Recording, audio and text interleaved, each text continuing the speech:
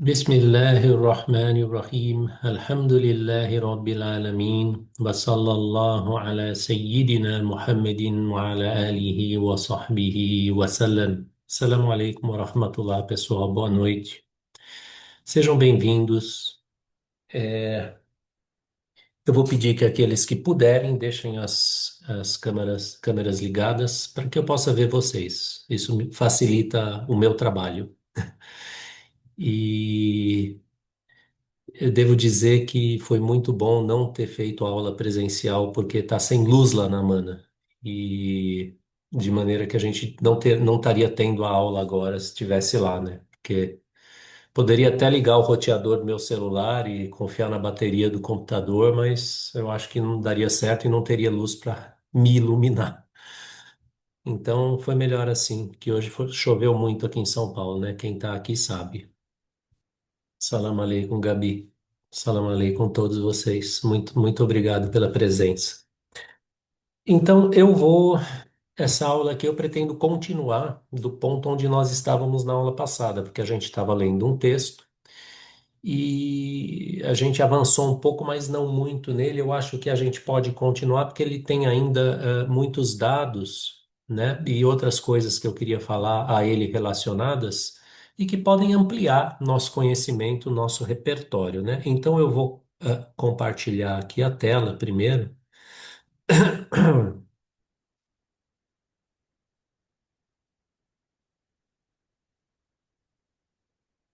Vocês estão vendo? Então, né?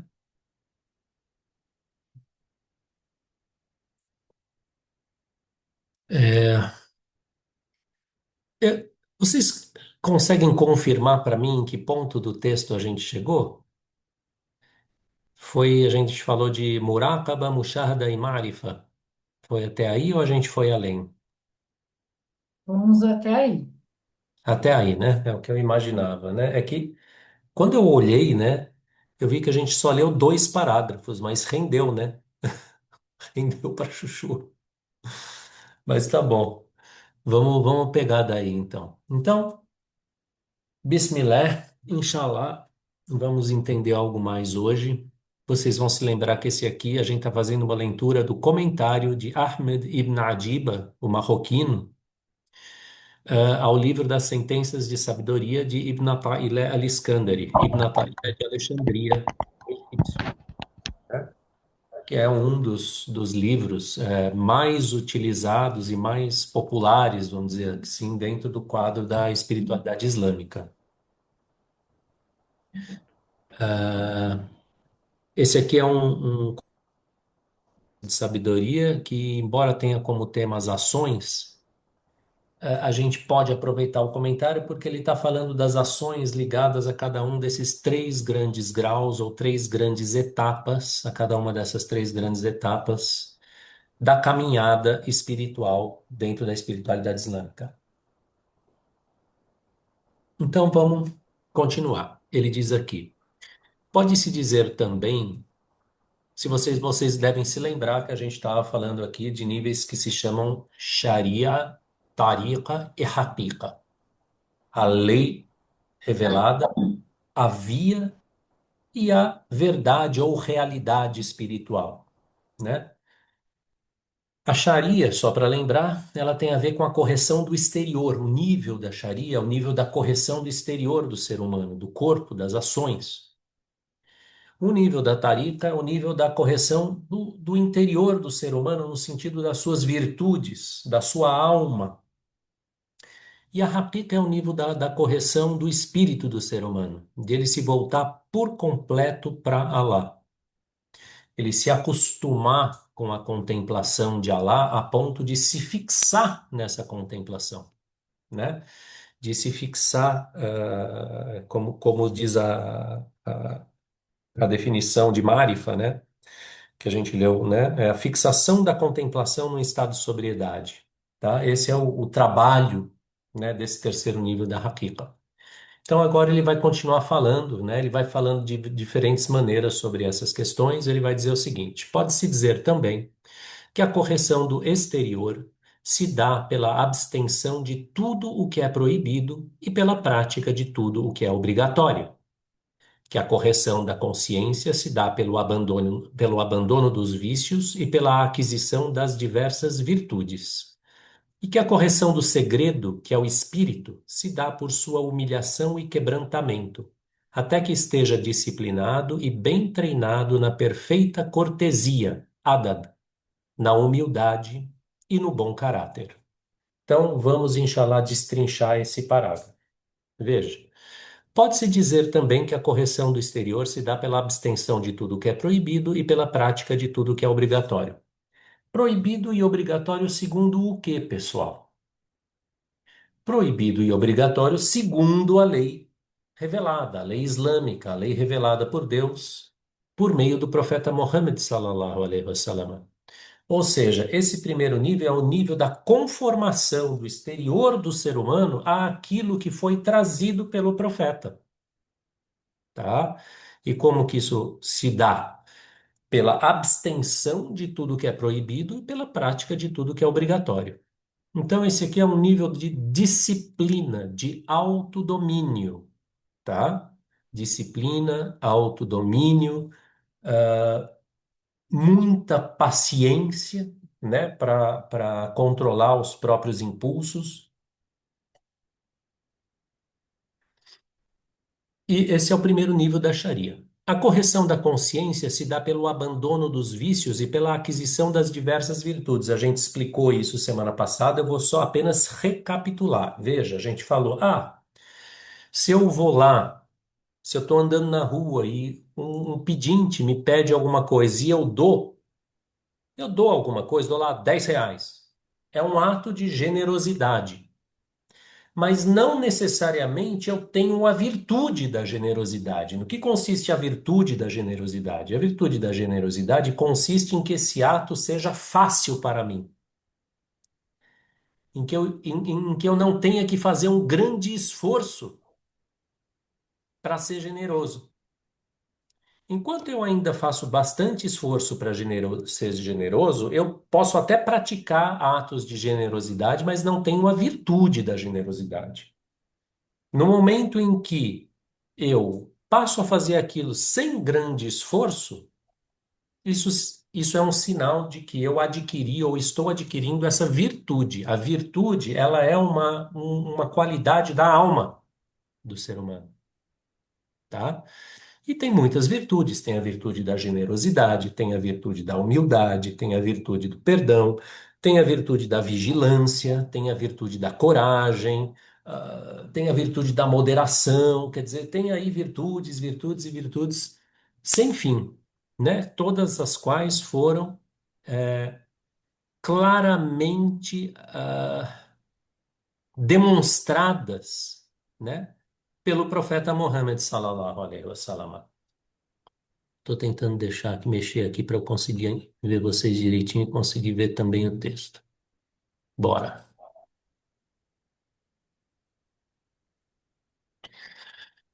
É, então é isso. Então é isso, é o abandono do vício e a aquisição das diversas virtudes. O interior do ser humano vai se conformando à forma original na qual Deus o criou. Por quê? Deus criou o ser humano com as virtudes e não com os vícios, né? Isso aí vai ficar claro daqui a pouquinho quando ele disser que a tarika, né, consiste em a pessoa se purificar das qualidades animais do ser humano. O que significa isso? Significa que, vou dar um exemplo para vocês. Por exemplo, os animais não têm a noção, por exemplo, de generosidade, de abnegação ou sacrifício de si mesmo em favor do próximo, exceto na medida em que aquilo está de algum modo inscrito em seu instinto. Então, por exemplo, as mães dos animais, elas têm alguma medida, né, de autossacrifício pelos seus filhotes, né? Mas o ser humano é capaz de ter esse tipo de coisa de forma voluntária, não só instintiva, a tal ponto que uma pessoa pode se sacrificar por outras que ela nem conhece. né? O que a gente vê cotidianamente em casos de salvamento, né? Uma pessoa foi lá, se colocou em risco. Outro dia teve um atentado terrorista lá na Austrália, né? Que foi atribuído, né? A um grupo islâmico, atribuído, digo, né? E quem foi lá proteger as vítimas e salvá-las foi um muçulmano. E ele foi lá, se colocou em risco, foi lá, tomou a arma do perpetrador e fez aquilo parar, colocando em risco a própria vida, por pessoas que não só ele não conhece, como que provavelmente estavam falando mal dele ali naquele mesmo momento, né? Porque era uma coisa judaica, era uma coisa que não necessariamente o pessoal ia estar pensando bem dos muçulmanos, mas foi um muçulmano que salvou. Por quê? Porque ele tem uma virtude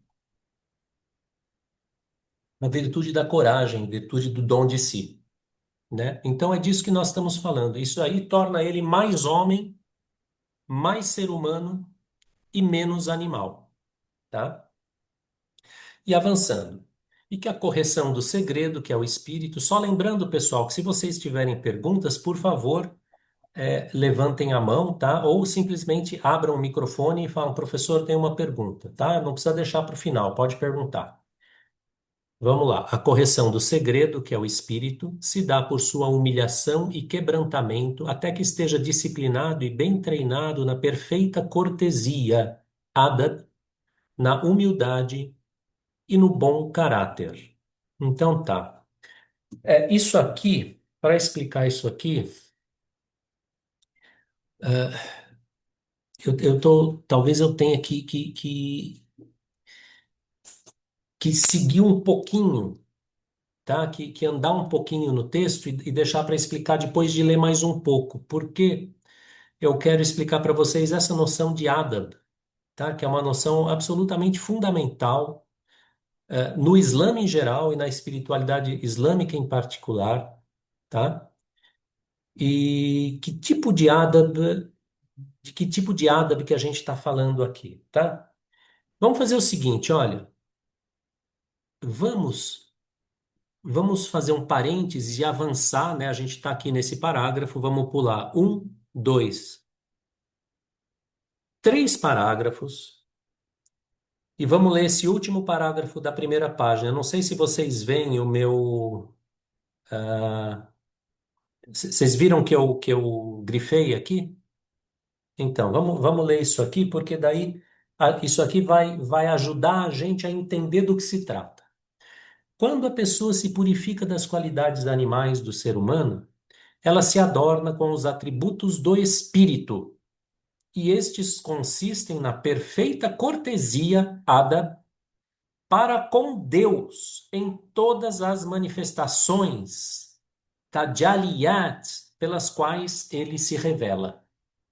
É então que os membros encontram repouso e tudo o que resta é a perfeita cortesia. Olha, vamos lá então. Olha, quando a pessoa se purifica das qualidades animais do ser humano, a sua alma está estável, ela está pura. Vocês vão lembrar que ela adquiriu uma coisa que chama né, que é tranquilidade. Ela se torna então como um lago de águas tranquilas que é capaz de refletir as luzes celestiais. Se vocês forem diante de um lago, se as águas desse lago estiverem agitadas por algum motivo, está batendo vento, estão batendo as ondas, porque lago também tem onda, a gente não vê reflexo nenhum naquelas águas, tá? Mas se aquelas águas estiverem paradas, tranquilas, a gente vai ver lá o reflexo do sol durante o dia e durante a noite a gente vai ver o reflexo da lua e das estrelas. Isso aí, pessoal, é um dos sinais que Deus pôs nesse mundo aqui para a gente entender ah, o que que é essa alma tranquila, tá? Ela é a alma que não se agita mais com as coisas deste mundo. Ela não se agita mais com o medo do futuro, ela não se agita mais com remorso pelo passado, ela não se agita mais pela raiva, pela tristeza, tá? Com coisas deste mundo.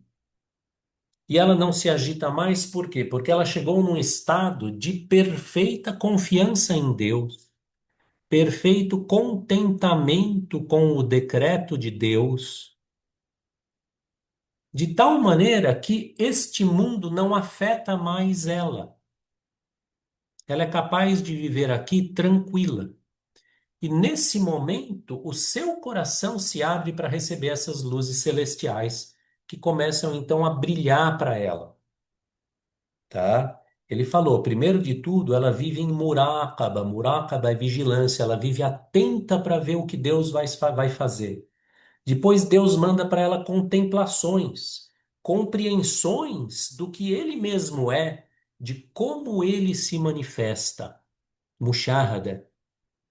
Até que essas contemplações vão se ampliando, vão se prolongando, vão se fixando e a pessoa torna-se capaz de aguentá-las, de abarcá-las. E daí, isso é o estado original, não da alma do ser humano, não dessa alma que tem virtudes relacionadas com este mundo, como a generosidade, a ascese, a gratidão e tudo mais. Mas o espírito na sua relação com o seu Criador, tá? É disso que ele está falando. Ela se adorna com os atributos do espírito. E estes consistem na perfeita cortesia, adab, para com Deus em todas as manifestações, tajaliyat, pelas quais ele se revela. Então, olha só. Nesse momento, tudo o que acontece, absolutamente tudo o que acontece para essa pessoa é um sinal de Deus. É uma manifestação de Deus para ela. É aí que começa essa questão de ela ver e a adorar a Deus como se ouvisse. Essa adoração se manifesta nessa perfeita cortesia. Deixa eu então explicar o que é isso. Adab, palavra muito importante. Adab a gente pode traduzir como cortesia, a gente pode traduzir como comportamento correto, tá? Então, adab é uma noção absolutamente geral, ele se aplica aqui entre nós também. Então, por exemplo, eu tenho o adab correto para falar com os meus pais. Tenho o adab correto para eu falar com meus professores. Tenho o adab correto para eu falar com meus amigos. Tenho o adab correto entre marido e mulher, entre governante e súdito, né? Tem o adab correto para ler o Alcorão. Para cada coisa, ou melhor, cada ação do ser humano ou cada momento do ser humano, ele tem um comportamento correto, tá? Isso é uma coisa da religião que a gente aprende como observando aqueles que estão há mais tempo do que nós na religião.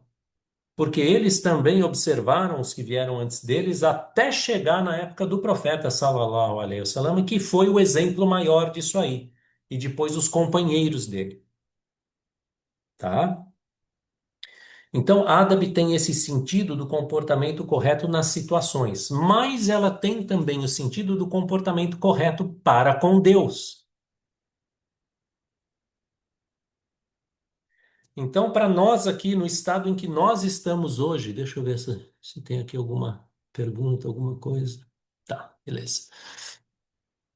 Nesse nosso estado mesmo, mesmo sem estar nesse estado elevado em que esses grandes santos estavam, né? Mesmo para a gente existe um adab correto para com Deus nas diferentes situações. Então, por exemplo, quando eu recebo uma graça ou um favor divino, o adab correto consiste em agradecer, tá certo? Aí a gente vai ter que ver o que significa agradecer, o que significa a gratidão. A gente já viu isso, mas vou repetir: gratidão é não usar os dons de Deus para desobedecer-lhe. Gratidão é você pegar aqueles dons de Deus e usar bem. E, obviamente, você fala muito obrigado, meu Deus. Faz parte também da gratidão. E reconhecer no coração que o que você tem veio dele, tá? Se por outro lado ele te manda uma provação, como acontece sempre nas vidas de todos, a gente tem graças e favores e a gente tem também provações. Se ele te manda uma provação, o árabe correto é paciência, né? É não se revoltar, porque aquela provação veio por decreto dele. Isso aí vale para todos nós, né? No que consiste a paciência? O profeta sallallahu alaihi wasallam disse que a paciência se prova no primeiro golpe. Quer dizer, assim que a provação se abate, a tua reação naquela hora é o que vai dizer se você tem paciência ou não, tá? E a paciência, ela vai se manifestar principalmente nesse primeiro momento em você ter um controle da sua língua. Você ficar quieto, não reclamar, não praguejar, não se não manifestar uma revolta ou uma tristeza qualquer, né? Isso se faz no primeiro golpe e se faz ao longo de toda a aprovação. E tem exemplos clássicos disso mencionados no Alcorão, que são os do profeta Jó, né? Que Deus, assim, ele tirou toda a família dele, deu para ele uma doença que era um tipo de lepra ou coisa parecida, que dava uma dor horrível no corpo dele e que ninguém podia se aproximar dele por causa das feridas. E ele ficou em perfeita paciência, não reclamou, né? Até um certo momento que ele falou para Deus, ele não reclamou também, ele falou: Olha, Deus, o Sheitã me tocou e o Senhor é o mais misericordioso dos misericordiosos. Olha que ádabo nesse pedido. Ele nem pediu nada. E daí Deus fez brotar do chão uma água, né? E um anjo mandou ele se lavar com aquela água e tirou tudo aquilo do corpo dele. Daí Deus devolveu a família para ele em dobro e tudo mais. Né? E tem um outro caso famoso de paciência, que é o do profeta Jacó, Jacob, quando o seu filho José, ou Yusuf, sumiu, e que era o filho que ele mais amava, que era um outro profeta, né? Ele sumiu, né? Ele foi vendido, ele foi jogado pelos seus irmãos num poço e levado para o Egito, onde foi vendido como escravo, né? Os irmãos falaram que um lobo tinha comido ele.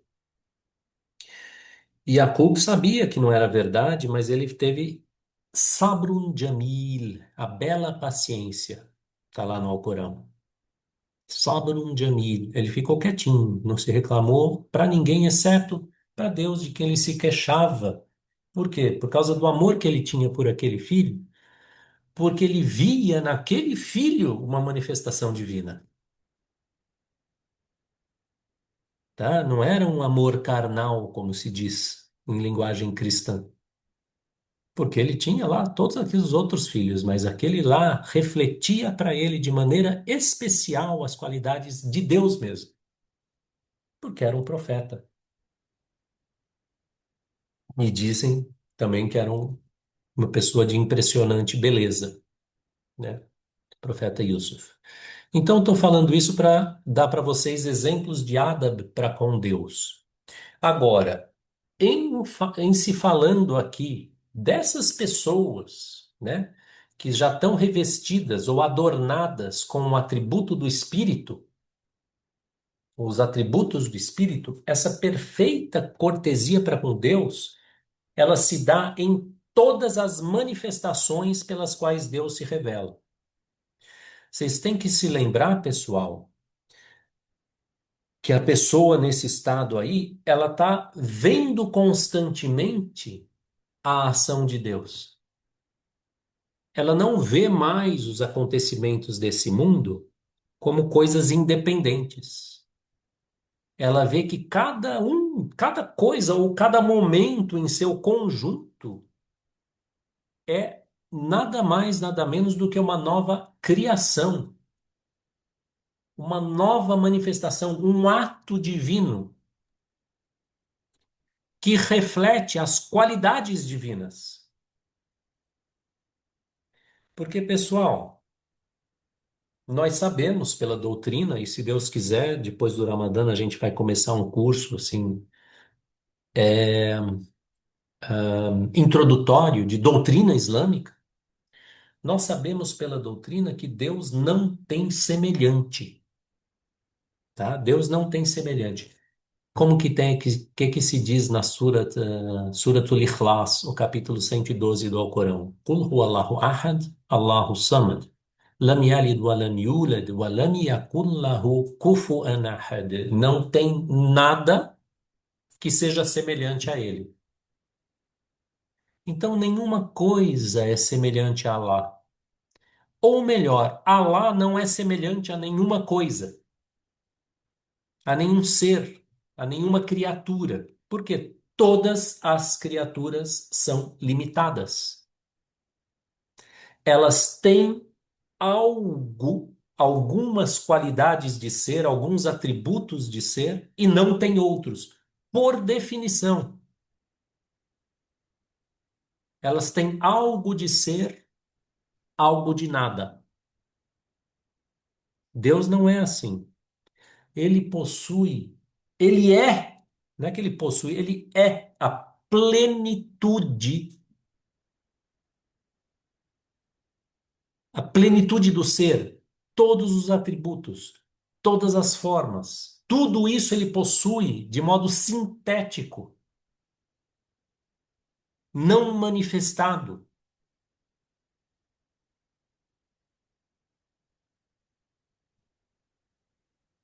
Então, Deus não é semelhante a nada, mas as criaturas são criaturas de quem? São criaturas dele. E elas derivam o seu ser de quem?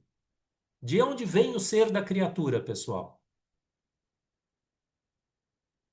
Pode me responder, qualquer um de vocês, de onde vem o ser da criatura? Pode abrir o microfone e falar. Do Criador. Do Criador. Porque se não fosse do Criador, de onde ele viria? É, de Não nenhum tem lugar, mais né? nada. O Criador é a fonte. Todo ser, ele possui o ser em plenitude. Ele é infinito, possui a infinitude do ser. Não tem outra fonte de onde as criaturas possam derivar o seu ser, senão dele. E se elas derivam o ser dele, elas derivam também dele o quê? Os seus atributos. De tal maneira que os atributos das criaturas refletem de maneira bem longínqua os atributos divinos. Onde a gente vê isso aí? Por exemplo, a gente sabe que Deus tem vida, conhecimento, vontade, poder e vários outros atributos, não é verdade? Nós também temos esses atributos. Cada um de nós aqui tem vida, conhecimento, vontade e poder. Só que existe uma imensa, na verdade, infinita diferença entre a nossa vida, conhecimento, vontade e poder e a vida, conhecimento, vontade e poder de Deus, tá? Mas, apesar dessa infinita diferença, isso aqui que nós temos é uma imagem daquilo lá, porque não pode ter vindo de nenhum outro lugar. Não pode ter atributos que não tenham nele o seu protótipo, que não tenham nele o seu fundamento, tá? Por que que eu estou falando isso? Porque tudo isso aqui, tudo que existe e que a cada momento se renova, é sempre um reflexo e uma manifestação dos atributos divinos. E nós não vemos isso. Se eu vejo aqui, por exemplo, o Lucas, eu estou vendo ele aqui com alguns atributos. Ele tem o rosto branco, o cabelo marrom bem escuro, né? Seja lá o que for, ele tem uma certa forma, ele tem. E para mim, esses atributos são atributos de quem? Do Lucas. Mas as pessoas que estão nesse grau de que nós estamos falando, elas veem a raiz de todos esses atributos. Os Lucas têm vida. Elas veem a raiz desse atributo de vida em Deus. Elas veem que ele tem vida porque a vida divina entrou nele. Elas veem que ele tem movimento porque o poder divino entrou nele. E elas veem isso diretamente, sem necessidade de refletir ou especular. Refletir e especular é a mesma palavra, tá, pessoal?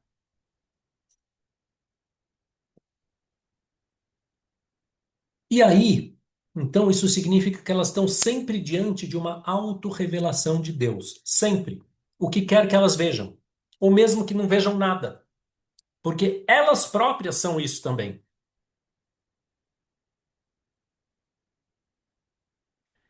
E então, é para com essa autorrevelação de Deus que se apresenta para elas a cada momento que elas têm que ter adab, que elas têm que ter cortesia. É um pouco diferente do que é para nós, tá?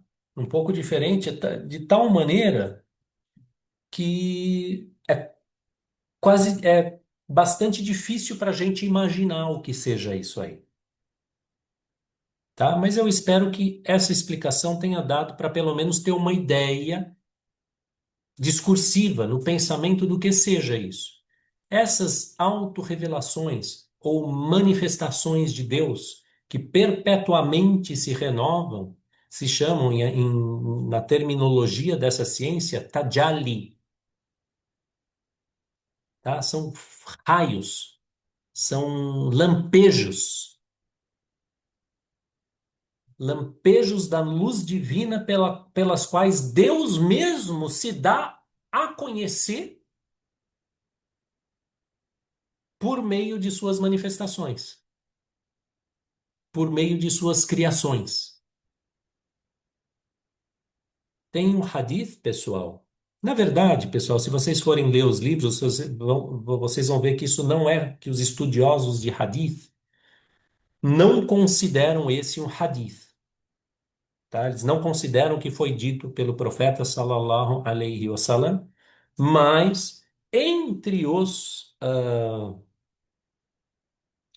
mestres, vamos dizer, da ciência da espiritualidade islâmica, essa palavra é transmitida, tá? Como se ela tivesse, se ela remontasse ao profeta sallallahu alaihi wasallam, porque mesmo que ela não se remonte na sua forma, no seu conteúdo, ela é confirmada por outras palavras do profeta sallallahu alaihi wasallam. E esse hadith é muito bonito, ele diz o seguinte, ou essa palavra, né, diz o seguinte, que Deus diz o seguinte: eu era um tesouro escondido e eu amei, eu quis ser conhecido. Então, criei a criação. Ele criou a criação para se dar a conhecer por amor. É isso que está escrito no árabe. Ahbabtu an u'raf. Eu amei ser conhecido. Fakhalaqtul khalq. Então eu criei a criação para que me conhecessem. Então a criação, pessoal, é uma manifestação de Deus para que ele se dê a conhecer.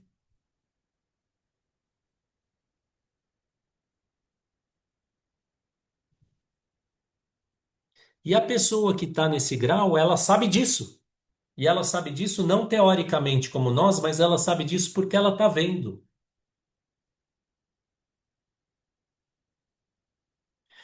E assim como ela está vendo, ela está reagindo. E é essa reação ao que ela está vendo que é o adab. O adab dela para com Deus em todas as manifestações pelas quais ele se revela. E veja, isso aqui, ah,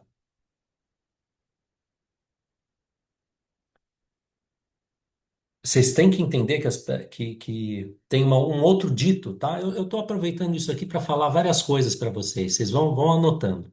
E também a aula fica gravada. Mas olha, tem um outro dito do que circula, né, entre os adeptos dessa ciência que diz o seguinte: olha, ah, como é que é? Hasanatul abrar sayyatul muqarrabin.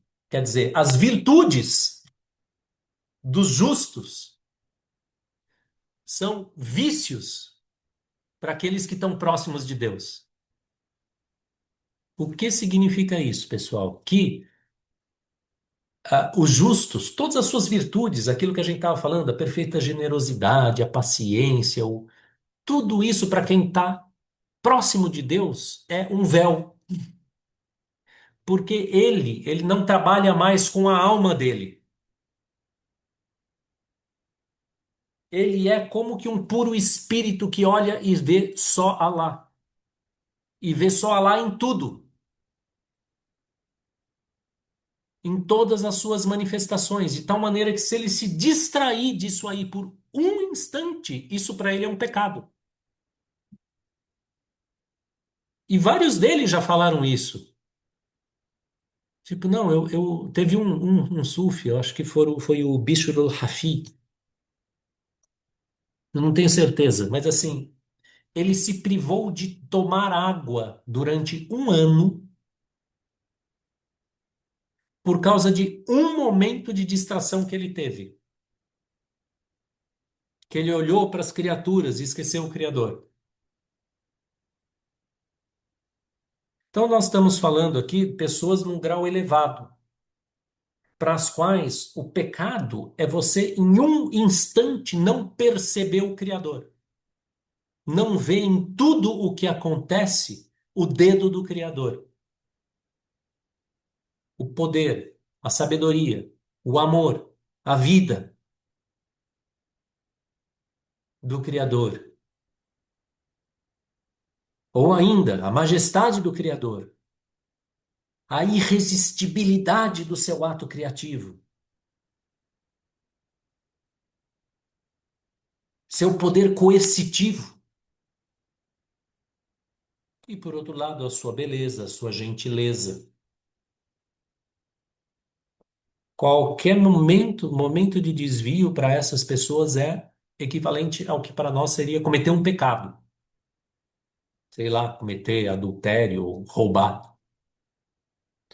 Então, quando eles falam de adab, eles estão falando dessa atenção permanente e da permanente reação a ela da parte deles. Reação que vai se manifestar no seu amor para com Deus, na sua obediência, no seu reconhecimento, num nível superlativo. E é por isso, pessoal, que ele fala aqui em cima, né, voltando, olha aqui, que a correção do segredo, que é o espírito, se dá por sua humilhação e quebrantamento, até que esteja disciplinado e bem treinado na perfeita cortesia. Então a gente pensa, pô, mas o que mais que resta para esse pessoal fazer? Se treinar. Se treinar a aguentar essa visão constante de Deus com o olho do coração e a reagir a ela sempre da maneira adequada. Na Suratul Najm, que é o capítulo 53 do Alcorão, essa sura é a sura da estrela, o capítulo da estrela. ele descreve lá no comecinho a visão que o profeta teve, sallallahu alaihi wasallam, de Alá na sua ascensão, tá? E tem um determinado versículo ali que ele fala "Ma zagha al-basaru wa ma tagha", que nessa hora o olhar al-basar do profeta, ma zagha, não se desviou, wa ma tagha, não transgrediu.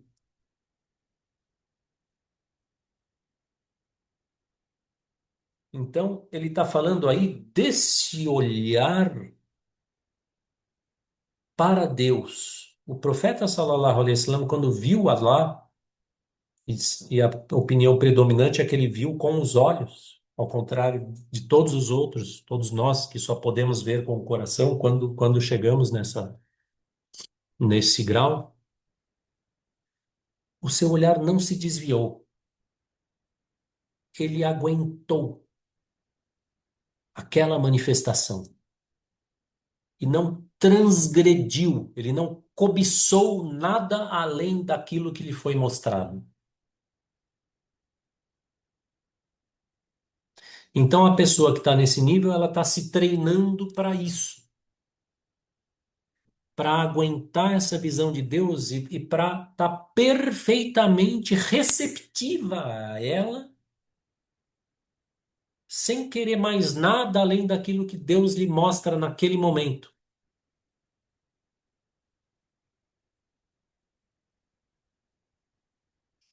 E que pode se manifestar das mais diversas maneiras nessa vida, como bens, como males. E essa pessoa sabe que tudo só tem um autor. E ela sabe disso não por teoria ou por fé, como nós, mas por visão. Tá bom, pessoal? Então, eu estou falando tudo isso para vocês, para, enfim, para que vocês tenham mais repertório nisso aqui. Pode falar, Silvia. Salam alaikum.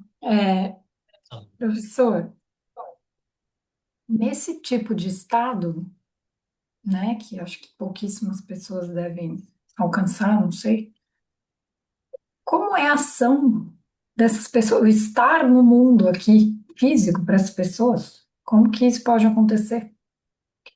Já que, né, não existe mais nada, além dessa contemplação, dessa visão e tal, sendo que, né, tô me lembrando que foi dito aqui na última aula que não era uma exigência, ou não é um caminho dessa espiritualidade islâmica você se tornar monge ou algo do tipo. Mas então, como é que essas pessoas estão nesse nível, né? Estão nesse mundo aqui? Como que funcionaria isso? Boa pergunta, excelente pergunta. E funcionaria da seguinte maneira. Reparem que eu falei de manifestações de Deus, mas não estou falando de visões, por exemplo, como, por exemplo, quem conhece algo do misticismo cristão, conhece ou já ouviu falar das visões de Santa Teresa. Enfim, se fala muito de visão no misticismo cristão, né? Que a pessoa sai desse mundo e ela está vendo outra coisa. Mas eu estou falando de manifestação, quando eu falo aqui de manifestações, tá, de aliados de Deus, eu estou falando desse mundo aqui. É esse mundo que é visto por essas pessoas como manifestação divina a cada momento. Então, essa contemplação que elas estão tendo não necessariamente se dá por meio de visões num outro plano, vamos dizer assim, que seria o plano do que se chama mundo imaginal, Alamul Khayal, tá? Existe um outro plano onde ocorrem as visões dos místicos. Mas não é disso que eu estou falando e não é disso que ele está falando. Ele está falando das manifestações de Deus aqui. Tudo o que acontece é manifestação de Deus. Então essas pessoas, elas estão imersas no mundo e elas têm lá a sua esposa, o seu marido, têm os seus filhos, têm os seus amigos, têm o seu trabalho, têm o seu país, o seu governante. Ou se ela for um governante, ela tem os seus súditos. E ela está vendo tudo isso aí, mas ela vê isso com dois olhos, como se fosse. Um olho vê nisso a coisa, e o outro vê a manifestação divina. E ela vai reagir a essa manifestação divina. E essa reação vai sempre ser mediada e medida pelo quê? Pela lei divina. Qual é o exemplo disso? O profeta Muhammad sallallahu alaihi wasallam. Ele vivia nesse estado. E como é que era a vida dele? Ele fazia absolutamente tudo o que ele tinha que fazer aqui. Ele tinha suas esposas, ele tinha suas filhas, ele tinha a sua comunidade, ele se relacionava com cada pessoa da melhor maneira, ele aplicava a lei islâmica na sua vida em absolutamente todos os aspectos dela, interiores e exteriores, e ao mesmo tempo ele estava vendo Alá a cada momento. Então, quando ele teve a sua ascensão e viu Alá, isso é outra coisa, ele viu Alá, só Alá. Mas aqui nesse mundo ele via Alá manifestado nas criaturas. Porque o que a gente disse?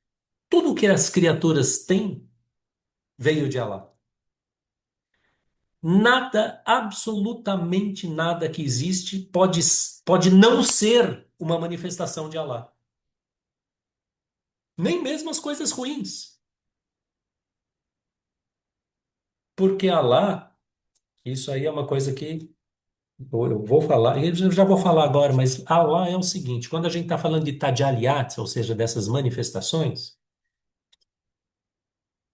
Allah tem dois grandes tipos de manifestações que correspondem a duas qualidades principais que ele tem, que se chamam beleza ou jamal e majestade ou jalal.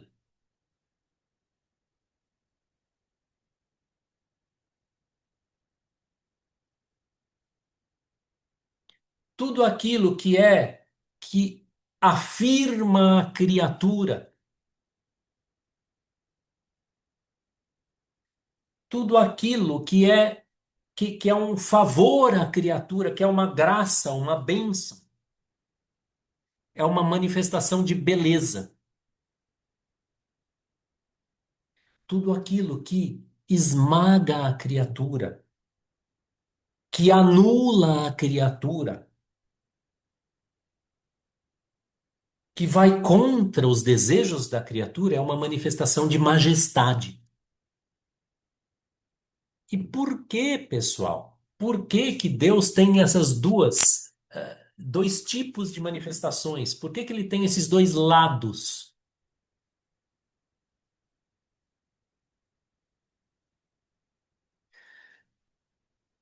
Deus nele mesmo, pessoal, é um só. Ele é uno, indivisível, tá? Ahad. Em árabe se fala ahad. É indivisível.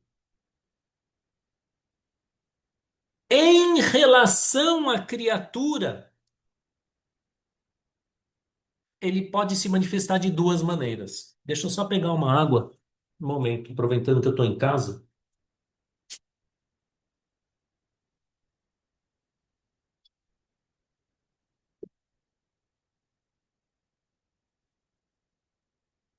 Em relação à criatura, ele pode se manifestar de duas maneiras: afirmando a criatura ou negando a criatura. Por quê? Porque a criatura, por sua própria natureza, é contingente. Ela não é necessária. Ela não precisa existir. Ela existe porque Deus quer.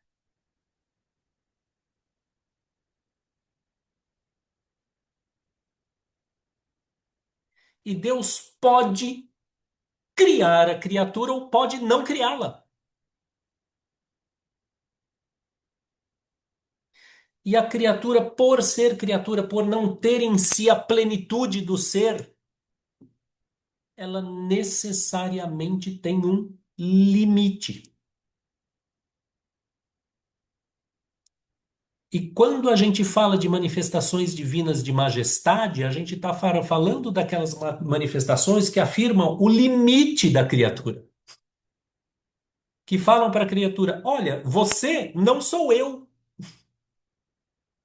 Você não é tudo. Você é uma criatura. Você é um ser limitado. Tudo aquilo que é visto pela criatura como uma manifestação de majestade, vamos usar esse termo geral, mas como algo que a oprime, algo que a esmaga, algo que vai contra os seus desejos. Tudo isso é nada mais, nada menos do que uma afirmação que Deus faz dos limites daquela criatura, limites que ela necessariamente tem por ser criatura.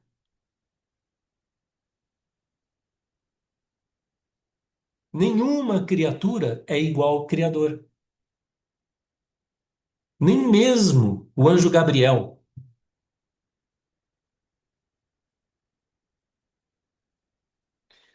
Então Deus tem essas manifestações de majestade e tem as manifestações de beleza, que é aquelas manifestações que afirmam a criatura.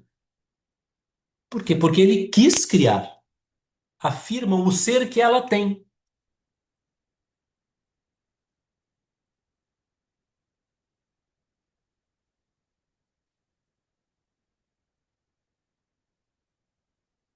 Tudo isso para explicar que aquilo que nós chamamos bens vem de Deus. E aquilo que nós chamamos males vem de Deus também. De maneira que tudo, absolutamente tudo, é uma manifestação dele. E quando uma pessoa dessas chega no grau a que ela deve chegar, ela vê a vida nesse mundo como uma manifestação divina e é capaz de viver nesse mundo segundo as normas da religião, vendo essa manifestação divina e reagindo corretamente a ela. Deu para entender, Silvia? Não estamos falando aqui de visões extraordinárias, mas estamos falando aqui da visão da criação como manifestação divina. Esse é o grau que todas essas pessoas que se dedicam à espiritualidade islâmica querem alcançar. E para chegar nesse grau, pode acontecer de elas passarem durante um certo tempo por um grau em que elas ficam assoberbadas ou elas ficam sobrecarregadas pela visão do divino e não conseguem reagir adequadamente neste mundo por estarem pela força daquela visão,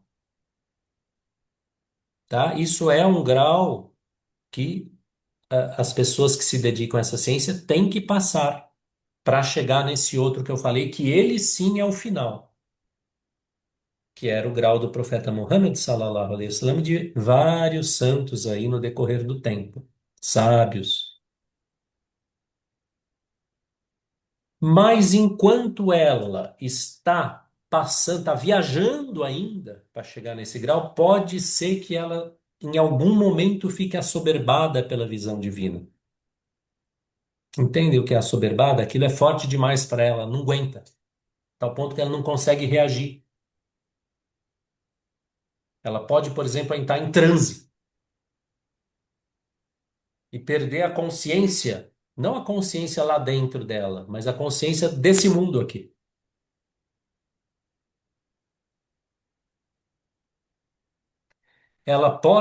Aquela visão divina pode ser tão forte que na tentativa de expressar o que ela está percebendo, ela pode falar coisas que para os ouvidos, para ouvidos que não conhecem a doutrina, podem parecer erradas, podem parecer heréticas. E a gente vai falar um pouco sobre isso quando a gente for falar, e que está previsto numa das aulas, sobre controvérsias relativas à espiritualidade islâmica. A gente vai explicar de que maneira e por que algumas das pessoas que se dedicaram a essa ciência e alcançaram graus superlativos falaram certas coisas que podem parecer meio estranhas e que por isso geraram controvérsia. Por quê? Porque no caminho para chegar nesse ponto em que ela vê tudo que está aqui, essa mesa, essa parede, essas pessoas e ela própria como manifestações divinas, Tajalliyat Ilahiyya, pode acontecer de ela ver só Allah, não vejo mais criatura alguma. Não consegue mais reagir às criaturas no plano das criaturas. Tá? Mas a gente vai falar sobre isso assim de maneira detalhada quando a gente falar sobre, ah, sobre sobre os grandes nomes, né, da espiritualidade islâmica, né, e sobre essas controvérsias que volta e meia surgem a respeito dela, tá? Lembrando que o fim do caminho consiste exatamente na imitação perfeita do profeta Muhammad sallallahu alaihi wasallam, que com todo o conhecimento que ele tinha e toda a visão que ele tinha, era um modelo perfeito de ação aqui nesse mundo. E por isso mesmo, por isso é que ele foi chamado misericórdia para os mundos. وَمَا أَرْسَلْنَاكَ إِلَّا رَحْمَةً لِلْعَالَمِينَ. Surat 21, versículo 157, se não me engano. Não te enviamos senão como misericórdia para os mundos. Por quê? Ele não veio aqui carregado da majestade divina. Ele veio como um perfeito servo de Alá, que via Alá em cada momento e reagia àquilo que ele via com perfeita servidão. E essa perfeita servidão é o que se chama adab. Fala, Beatriz. Posso fazer uma pergunta? Uma pessoa, por exemplo, não religiosa, que não está nesse caminho, nesse desenvolvimento, é possível uma pessoa assim comum ter um episódio desse de contemplação dessa manifestação divina, assim, episódico? Sim, se eu não me engano, na aula passada teve uma pergunta parecida e a resposta é sim, tá? E isso já aconteceu muitas vezes com muitas pessoas, e isso aí levou muitas pessoas a entrarem nesse caminho. E se eu não me engano, eu citei aqui até na aula passada, citei até o cara o caso do cara que criou os Alcoólicos Anônimos, o sistema de 12 passos. Foi uma manifestação divina que ele teve. Ele se viu, ele se percebeu, ele percebeu o espírito livre que ele era. Aquele espírito criado por Deus, com a liberdade plena que ele tinha. Quando a pessoa se. E ele percebeu, né? A pessoa se percebe como o espírito que ela de fato é, ela percebe o criador dela, porque essa é a característica do espírito. E foi por se ver nesse estado de plena liberdade que ele conseguiu. Não, abandonei. Ele parou, ele estava lá em coma alcoólico no hospital, quando teve essa visão. Então, um caso mais claro do que esse vai ser difícil, mas sim, tem muitas pessoas, né?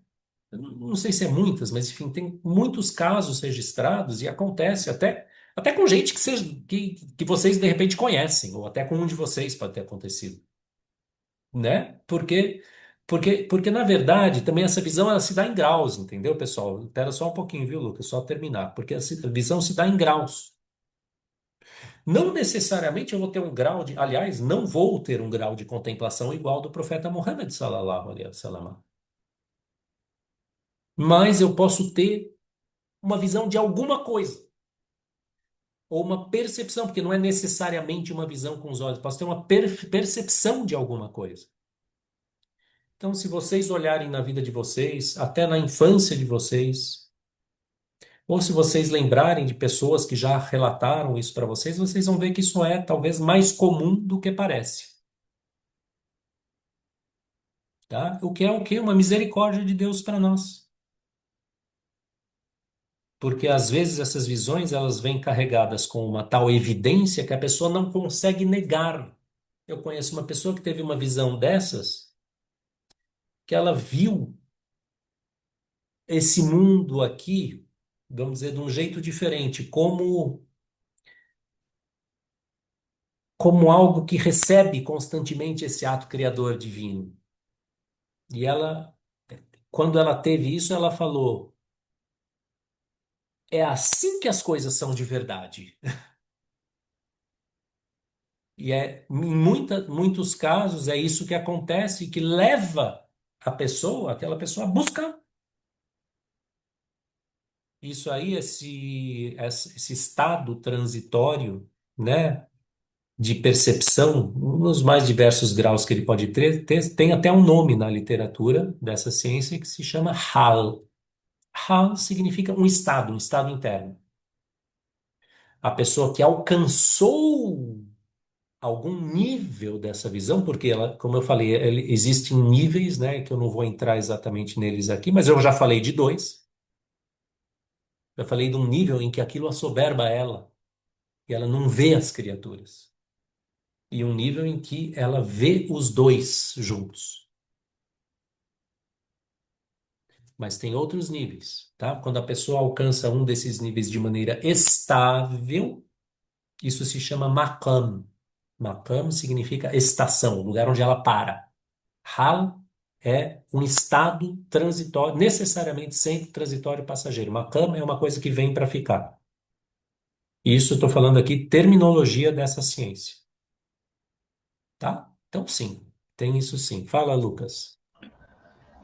Então, Cid, em uma pessoa, em um santo que conseguiu atingir esse estado permanente, digamos assim, ou quase permanente, dessa visão de Deus na criatura, em tudo que ele vê, existe algum sinal exterior para a gente conseguir reconhecer uma pessoa que chegou nesse estado? Por exemplo, eu já tive a experiência de conhecer uma pessoa que parecia que tudo que ela via, parecia que ela não estava prestando muito atenção. Se você conversava com ela, ela te respondia. Ela interagia normal com as pessoas. Mas parecia que a visão dela estava em outra coisa, assim. Parecia que ela... E ela não estava preocupada também. Eu não sei, é difícil de explicar com palavras. Mas daria para perceber isso, assim, pela visão ou atenção da pessoa às coisas que acontecem, ou não? Algo puramente interior. E a segunda pergunta, ainda perto disso, um pouquinho antes de você começar a falar disso, você falou sobre a questão de ver a Deus e aguentar essa visão. Isso acontece de maneira análoga, claro, muito menor com os Aulialá também. É possível que a gente olhe para um santo e ele nos olhe de volta e a gente não aguente, desvie o olhar, alguma coisa nesse sentido? Tá, duas perguntas. Então, a primeira é o seguinte: é possível ver, perceber um waliullah, quer dizer, uma pessoa que tem esse tipo de visão, de percepção e que está fixada nele, né? A fixação da contemplação no estado de sobriedade, né? Não necessariamente. Não necessariamente. Tá? Por quê? Porque, por dois motivos. Primeiro, Deus oculta seus auliá, seus amigos, seus santos, principalmente na nossa época. Tá? Tem um hadith do profeta sallallahu alaihi wasallam que ele fala o seguinte, começa assim, né?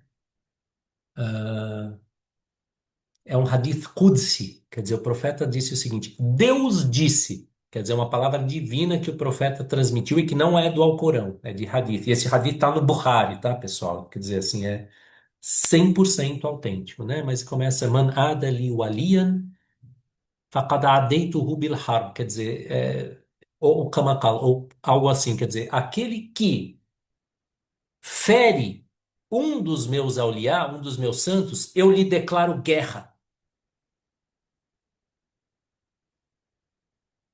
Lembrem-se que foi o profeta Mohammed que falou isso aí, falou que Deus disse isso.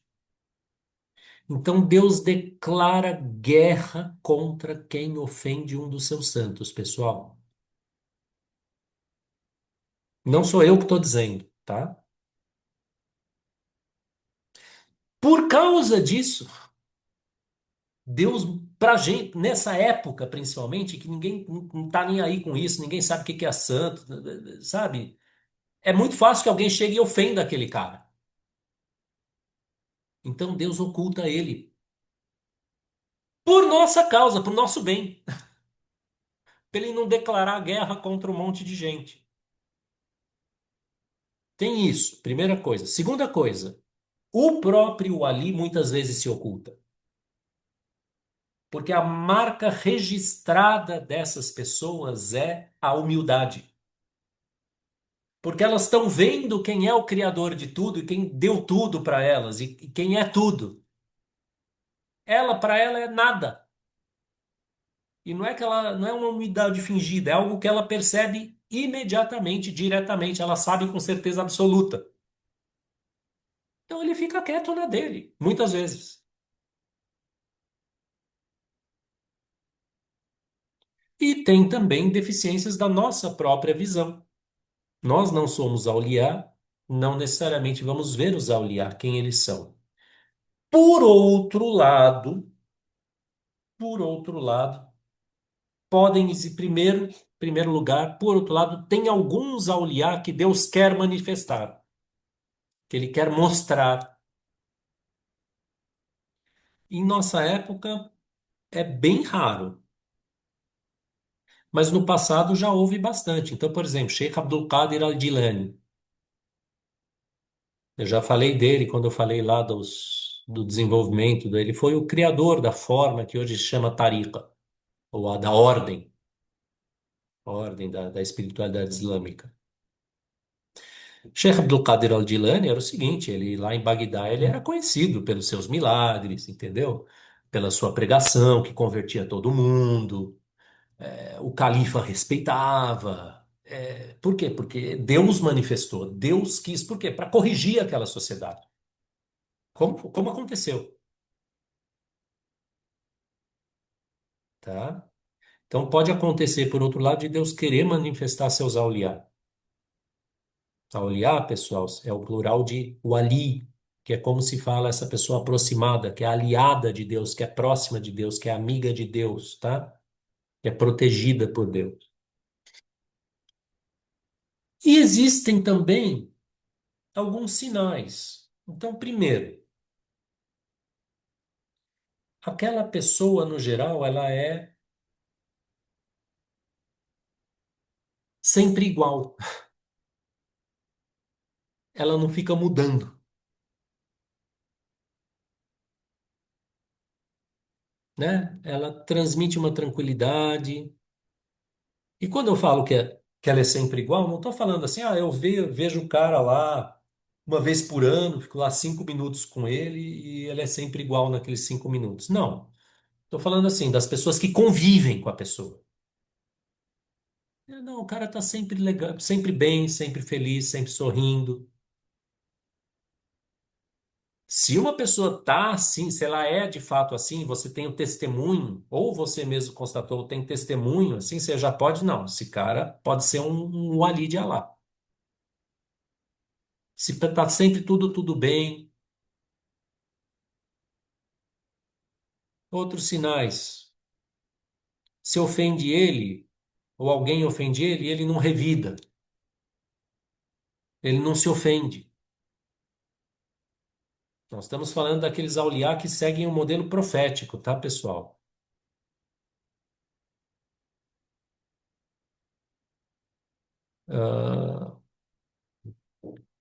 E é claro que assim que se você está na presença de uma pessoa que te transmite uma paz, enfim, que transmite uma coisa boa, isso aí pode ser um sinal também, se aquilo é mais ou menos constante. Mas existe um ponto que eu diria que é uma linha que assim que não pode ser cruzada e que é um teste para você verificar se essa paz que você sente está correta ou não, que a pessoa não pode transgredir a lei. Se ela transgride, você já descarta, não é? Porque nesse nosso modelo, na espiritualidade islâmica, que é baseada na misericórdia para os mundos, você não tem santos, grandes santos que transgridem a lei, naquilo que é obrigatório ou naquilo que é fortemente recomendado. Então você tem esse critério negativo. Se o cara transgrediu, você sabe que ele não é. Mas eu não posso, infelizmente, não posso afirmar que todos nós temos um radar que é capaz de perceber esses auliá. Mas tem esses sinais que eu falei. Fala, Simone. Ah, não, peraí, tinha só a outra pergunta que você falou. Repete a segunda, por favor, Lucas. Era sobre a questão do olhar, né, de ver a Deus e Ah, se isso tinha algum análogo com o olhar dos Aulialá também. não, então, isso aí pode acontecer também, né? Mas aí é quando ele se manifesta para você. E conheço também um caso de uma pessoa que estava lá em dúvida sobre esse cara é só um velhinho, né? Ele é um cara comum. Daí esse cara olhou para ela e naquele olhar dele, ela viu que ele não era um cara comum, tá? Que ele era um wali de Alá. Então pode acontecer quando a pessoa se manifesta ou quando Alá mesmo quer manifestar algo por meio daquela pessoa. Fala, Simone. Primeiro eu vou dar um exemplo assim do próprio livro, né? Dos 99 nomes de Deus, né? Como a pessoa pode participar de cada um desses atributos, né? Claro que de uma maneira muito relativa. E eu lembro que eu fiz uma pergunta para você em uma das aulas anteriores, como que nós poderíamos assim reconhecer hoje em dia esses santos, né, que o Islã fala, né, como seria você identificar essas pessoas? Então, hoje você falando também de walids, eu gostaria de colocar assim que da mesma maneira que a gente pode participar de um atributo divino sem ser ele, né? Por exemplo, você citou de pessoas que às vezes passam alguma adversidade, alguma coisa, mas essas pessoas estão sempre sorrindo, elas nunca estão reclamando, né? Por exemplo, como você falou, a gente pode ter um exemplo vivo, né? Um exemplo real de uma pessoa assim, por exemplo, a pessoa ela sabe que ela tem um câncer, ela tem uma doença e ela faz tratamento, mas poxa, você nunca vê essa pessoa reclamando, você nunca vê essa pessoa xingando, você nunca vê essa pessoa blasfemando contra nada. E muitas vezes quem tem tudo, né, quem tem mãe, quem tem pai, as coisas, tá sempre xingando, sempre reclamando. Então, será que isso também seria uma forma assim vai, pequena, mais relativa também de um alívio, assim, que você olha e fala aquela, puxa, aquela pessoa, eu olho para aquela pessoa e falo, puxa, essa pessoa é um exemplo. Sim, sem dúvida nenhuma, mesmo porque, pessoal, a wilaya, quer dizer, a qualidade de wali, ela tem graus também. Então, a gente falou aqui no começo, na primeira aula, a gente já falou que é o seguinte, a gente falou, olha, ainda antes de você chegar no grau do ihsan, quer dizer, no grau das pessoas que adoram a Deus como se o vissem, você tem o grau do imã, o grau da fé. A pessoa que tem a fé perfeita, mesmo sem visão nenhuma, ela é um wali de Alá. Ela é um wali, tá? E essas pessoas que não reclamam, que de fato não reclamam, né? Elas são, né, muito provavelmente auliá. Nesse nível da fé, pelo menos. A gente não sabe se ela tem visão ou não. Mas nesse nível da fé, eu diria que é até mais fácil encontrar. Eu diria que talvez todos nós já tenhamos conhecido alguém assim, né? Porque não é uma coisa impossível, nem mesmo no cristianismo, né? Você acha pessoas assim, né? Tua avó, não sei, por exemplo, né? Tua avó, tua tia, que estava lá sempre igual, sempre rezando lá o terço e, e boa com todo mundo, abria a porta de casa, dava comida para o mendigo, não reclamava. Entende? Tava lá, ceguinha, ou tava com uma doença e não reclamava, tava sempre bem, falando, todo mundo procurava, ela rezava por todo mundo, ela consolava, né? Então, essa pessoa muitas vezes, sem estar no grau do ihsan, ela é um wali de Allah no grau da fé, porque a fé perfeita, ela dá a perfeita tumanina, ela dá a perfeita calma.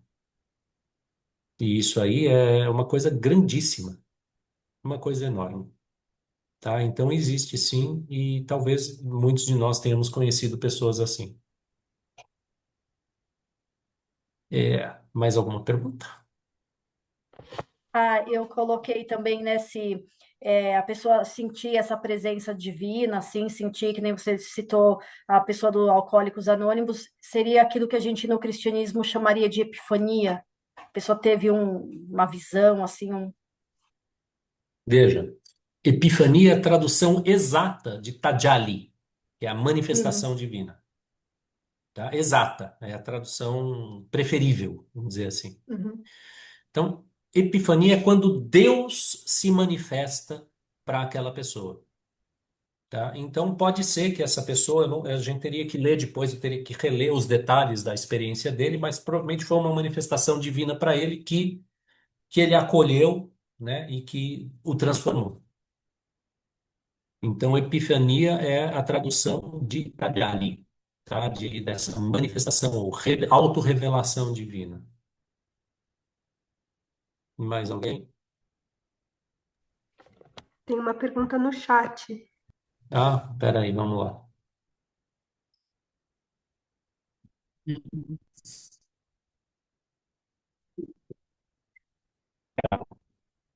Com os relatos de muçulmanos que entraram em contato com os aliados vivos do cristianismo de qualquer outra religião tiveram pensado pelo menos uma indicação clara de sua santidade.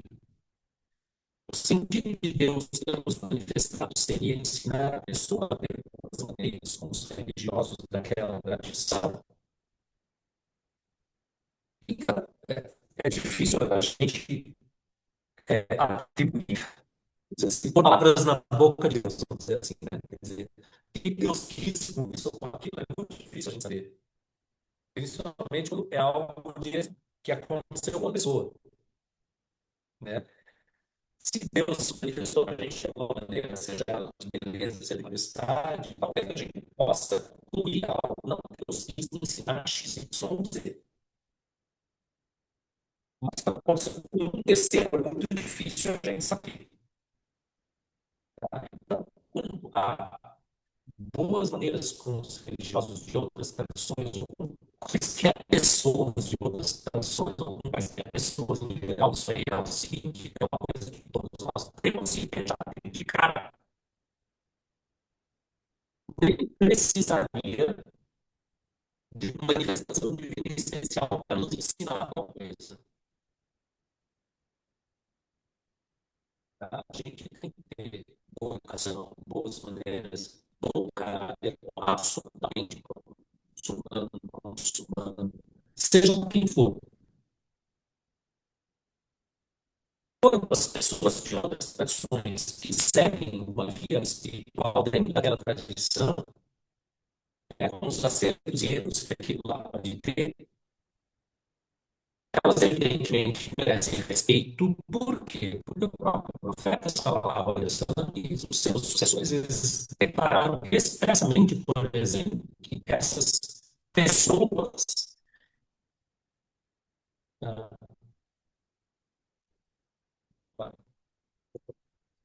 pessoal, parece que está cortando muito, né? Está cortando.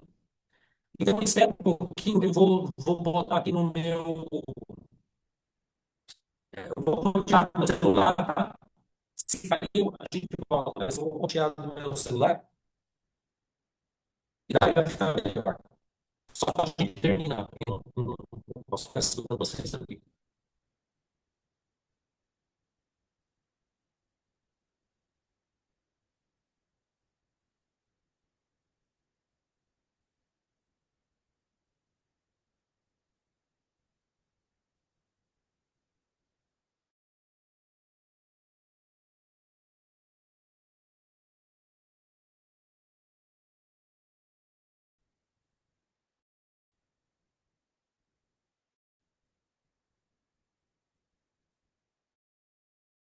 Voltamos, pessoal.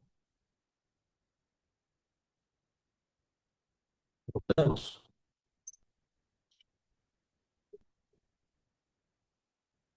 Bom, falando da minha história, é complicada. Tá? Então, eu vou tornar a Continua ruim. responder. Tá ruim? Caramba, peraí. Um momento só, tá? Mas eu vou te fazer o seguinte.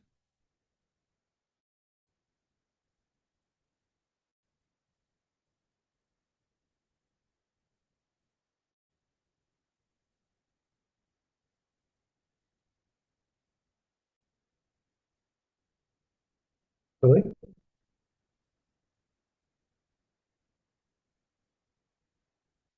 Ainda tá ruim, né? Putz, só tá bom.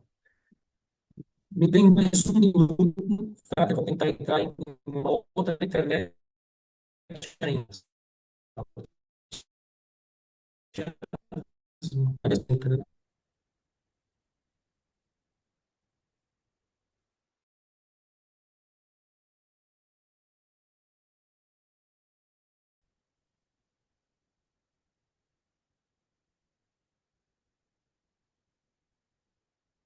Vamos lá, última tentativa. Foi ou não foi?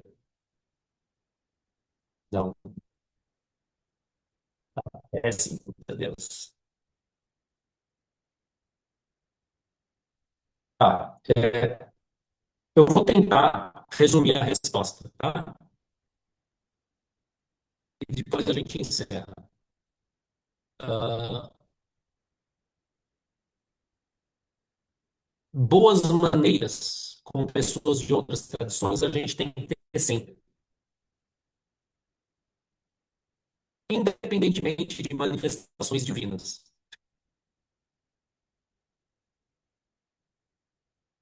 tá? E, de maneira especial, temos que ter respeito por aquelas pessoas de outras religiões que se dedicam a uma vida espiritual, com os acertos e erros que elas podem ter. O profeta, sallallahu alaihi wasallam, ele mandou que na guerra, por exemplo, os monges e seus mosteiros fossem absolutamente respeitados e protegidos. Tá? Então, essas pessoas sempre merecem nossa boa educação, nosso respeito, porque, afinal de contas, principalmente os monges estão lá se dedicando para lá. No Corão mesmo, Deus fala que eles fazem aquilo por lá. Embora ele não os tenha mandado fazer aquilo. Isso aí a gente pode ver depois. Tá bom? Então, eu não diria que. ah, e o que eu falei no comecinho, espero que dê para entender agora, foi o seguinte: é muito difícil a gente saber o que Deus quis com uma manifestação, principalmente quando ela se dirige a outra pessoa. É possível a gente saber quando Deus se manifestou para nós, porque ele teve algo que a gente claramente vai aprender com aquilo lá. E cada um de nós já teve essa experiência em um ou outro momento da sua vida. Ninguém está falando aqui de grandes visões. Mas teve momentos que aconteceu alguma coisa que eu falei, não, agora eu entendi. Deus está me ensinando tal coisa. São manifestações divinas. Mas quando é com um terceiro, é difícil ele saber. Deixa a pessoa saber. Tá bom? Então, realmente, eu não sei porque a gente já tem aqui três internets, a da casa, mas meu celular, o celular da minha esposa, e não deu certo. Mas também já são 9 horas. Então, a gente também quase não conseguiu avançar. Daí eu vou ver como faz na aula que vem, mas e aí, o que vocês acharam? Vou aprender alguma coisa hoje?